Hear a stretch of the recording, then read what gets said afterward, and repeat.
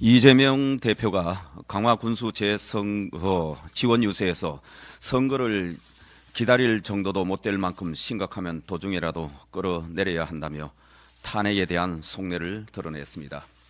그간 민주당이 차곡차곡 쌓아온 1년의 탄핵 빌드업이 모두 이재명 대표의 의중에 따라 기획된 것임이 명백하게 드러났습니다. 또한 이 대표는 자기들의 범죄를 숨기고 부당한 이익을 챙기는데 그 권력을 쓰면 안 된다라고도 했습니다.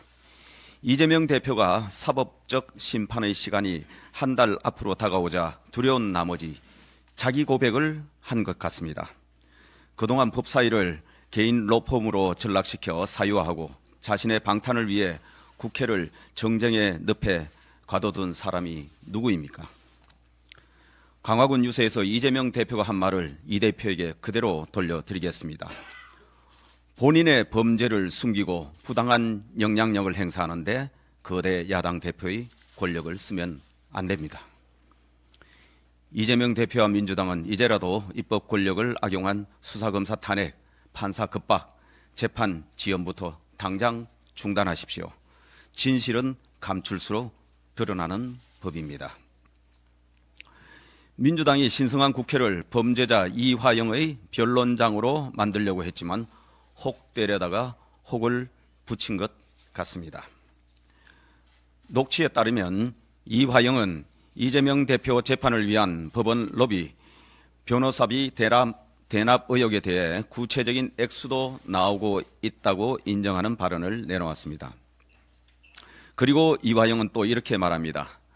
그거보다는 김성태가 폭로하겠다는 것이 더 크다. 절대 말씀하시면 안 된다. 이재명 지사 재판을 도와줬다는 것, 그것을 폭로하려 한다. 저희가 이재명 지사 그 조직을 관리했다.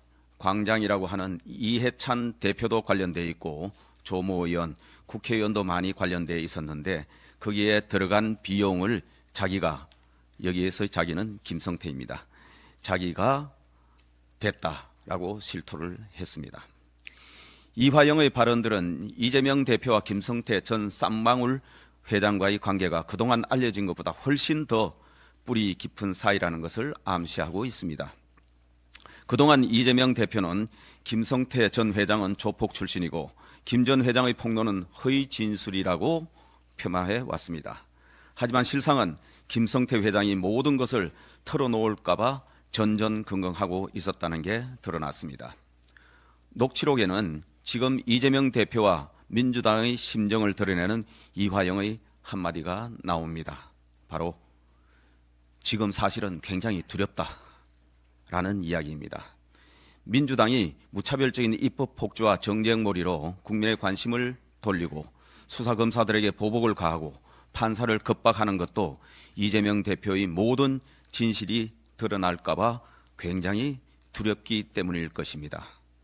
오늘 국민의힘은 주진우 법률자문위원장 명의로 이재명 대표, 이화영 그리고 김성태 전 쌍방울 회장에 대한 고발장을 경찰에 제출할 예정입니다. 닭의 목을 비틀어도 새벽은 옵니다. 민주당이 아무리 국회의 권력으로 진실의 목을 비틀어 보아도 정의는 바로 세워질 것입니다. 이상입니다.